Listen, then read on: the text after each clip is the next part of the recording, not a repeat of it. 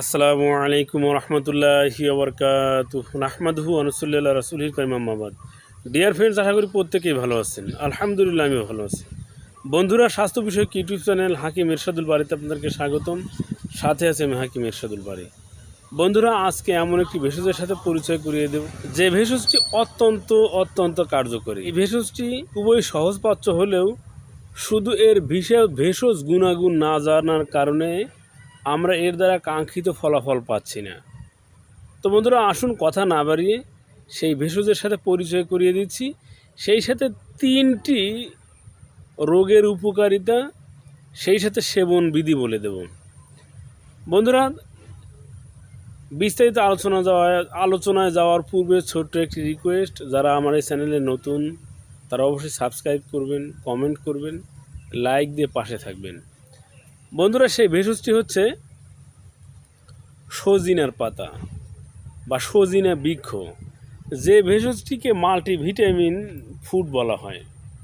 তো বন্ধুরা, এর পাতা, কাণ্ড, শিকড়, ফুল সবগুলোই হচ্ছে ব্যবহার্য, কিন্তু কয়টার উপকারিতা জানি, কয়টার ব্যবহার বিধি জানি। তো বন্ধুরা, আসুন পাতার কথা বলি। পাতাতে খাদ্যপ্রাণ অর্থাৎ ভিটামিনের এমন কোনো উপাদান নেই যে পাতার ভিতরে নেই, যেটাকে বলা হয় সুপার ফুড। বন্ধুরা, ইউটিউবে প্রচুর আলোচনা রয়েছে, আপনারা দেখে নেবেন এর উপকারিতাগুলো। তো শুকিয়ে নিয়ে পাউডার করে নেবেন, বায়ুরোধিক কন্টেনারে রেখে সকাল বিকেল 1 চা চামচ করে গরম দুধ অথবা গরম পানির সাথে গুলিয়ে। আর এর ফুল, এটি বীর্য ঘন গাঢ় আঠালো করে, বীর্যকে ধরে রাখে। তো বন্ধুরা, 100 গ্রাম ফুলের ভিতর 250 গ্রাম দুধ দিয়ে হালকা হালকা জাল দিয়ে নাড়াচাড়া করতে থাকবেন, দেখবেন একসময় হালুয়ার মতো একদম সজিনের ফুলটা দুধের সাথে মিশে গেছে, গাঢ় হয়ে গিয়েছে। এটি সকালে 1 চা চামচ, রাত্রিতে 1 চা চামচ এটি খেতে থাকবেন, বা যতটুকু পরিমাণ আপনি খেতে পারবেন। এটি বীর্য ঘন গাঢ় আঠালো করবে।